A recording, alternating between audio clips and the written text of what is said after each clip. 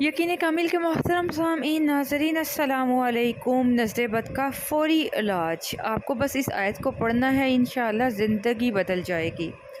जितना हर इंसान के लिए हादसात से अपने आप को बचाना ज़रूरी होता है, इससे कहीं ज़्यादा ज़रूरी ये है कि हम अपने आप को और अपने बच्चों को नज़र बद से बचा कर रखें, क्योंकि नज़र बद की वजह से आपको पता है हादसात हो जाते हैं। नज़र बद ऐसा हादसा दे सकती है जिससे किसी की खुदा न खास्ता जान भी जा सकती है। याद रहे कि नज़र बद मौत की वजह बन सकती है, ये बात हदीस शरीफ में है।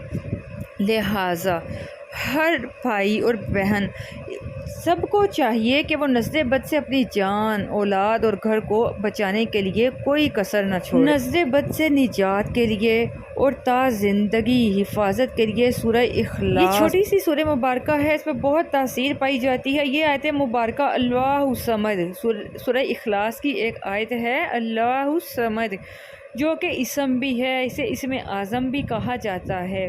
और आपको पता है इसमें आज़म में रूहानी फैज़ होता है, इसलिए ये आयत मुबारक बहुत ही ताकतवर है। जो भी भाई या बहन हदीस में मौजूद दुआएं याद ना कर सके या इन्हें सूरह फलक और सूरह जो ये नास है वो याद नहीं हो रही, तो वो रोज़ाना फजर की नमाज के बाद सिर्फ़ और सिर्फ एक तस्बीह अल्लाहु समद पढ़ ले। इंशाअल्लाह नज़र बद से महफूज रहेगा।